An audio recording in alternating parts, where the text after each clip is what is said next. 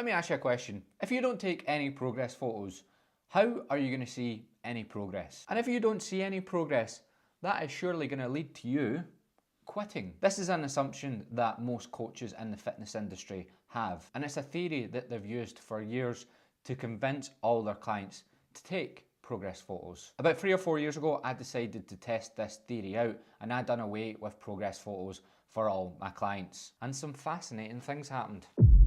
So if you follow any online coaches, you'll be aware this is their biggest marketing tool. It's their weapon for selling their services. You might even be thinking, mate, you've lost your mind. Why would anyone sign up with you now you don't do progress photos? How could we possibly know if you're any good at your job? Well, maybe you should know what happened in order for me to even try this in the first place. So I was online coaching my best mate's girlfriend at the time, and I was out for a couple of pints with him, and he turned to me and he said the following sentence while staring deep into my soul. Gavin, why do I have to take photos of my girlfriend every weekend in our bathroom with her half naked, to which she then goes on her phone and sends to you? And Gavin, why is that the most intimate moment we have on a week-to-week basis? I didn't have the answer for the potential struggles they were having in the bedroom. I wasn't aware of them. There wasn't anything I could do about that, but there was something I could do about the progress photos. Now, at the time, I was already thinking about doing away with them. I was getting pretty sick of opening my laptop in Cafe Nero, hoping that nobody was behind me and was about to see 30 half-naked pictures of random people on my screen. I always felt a wee bit weird about them. And I had a light bulb moment where I realised, oh, I only do this because every other coaching service does it. And the 2 coaches that I'd worked with in the past made me do it. But actually, I didn't have a good experience with the 2 people I worked with. And actually, I'd never, ever found a benefit from doing progress photos. And I had a lot of experience doing this. I'd actually been doing it since I was 12. I'll show you. I have those somewhere. Right, they're actually here. I'd already looked them out and forgot. There you go. You see that?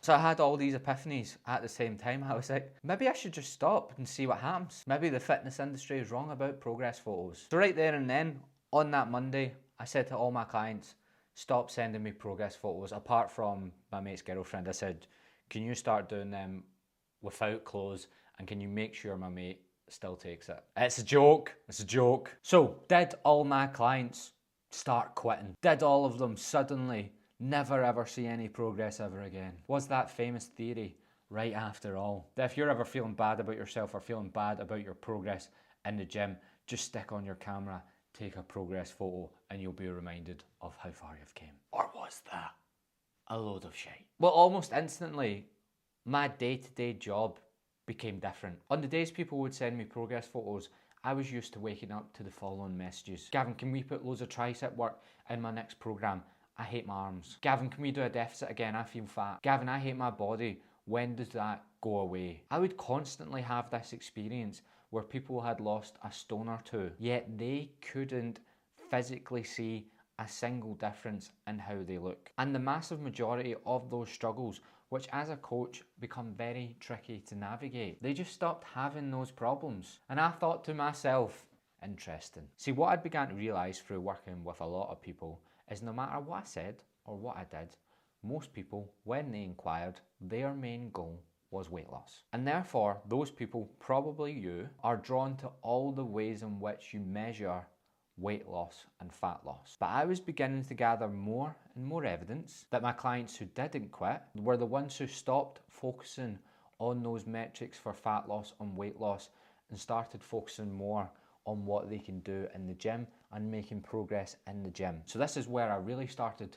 to go against the grain of what coaches usually do with their clients. I started to remember when I was working in person and I used to get brand new clients coming through the door and I could literally feel the gym anxiety oozing out their veins. Whether they were shaking a bit or shaking in their voice, you could see they were terrified. So I just thought it was common sense to not absolutely drill them into the ground, make them feel comfortable, teach them something they hadn't done before, and then I knew they'd come back. And I remember the other in-person PTs in the gym, they used to have the same type of clients, but instead they would take them in the changing room asked them to take their clothes off. Who knows how many? Some of them might have asked them to take them all off. But what they would do is wrap a tape measure around them when I knew that that person was in the same boat as my client, and I knew that would make them incredibly uncomfortable. It would actually probably be the very reason that that would be the only session they would do with that personal trainer. But for some reason, I'd still got my online clients to do measurements,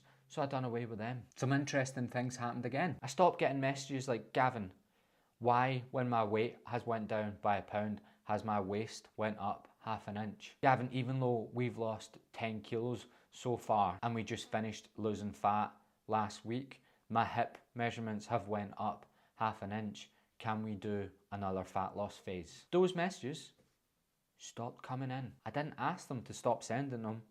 They just stopped. So since doing away with progress pictures and measurements, my clients have actually stayed with me longer. They've enjoyed going to the gym more, and I've had less of them come to me fucking raging that they're not seeing enough progress. The only noticeable change that is a wee bit of a negative is I have to market myself a bit differently. An example is this video. I have to explain why I don't do progress photos and what the benefits are, and you probably now see my point of view. And if you're someone like me that did always wonder, why is it such a thing that I need to strip down to my panties and take some pictures of myself once I've been to the gym 3 times to see if I've made any progress? Is that not a bit weird? Maybe you just need to watch some more of my videos to see that there's maybe other trends in the fitness industry that actually don't help you break free from yo-yo dieting and become a gym goer at all.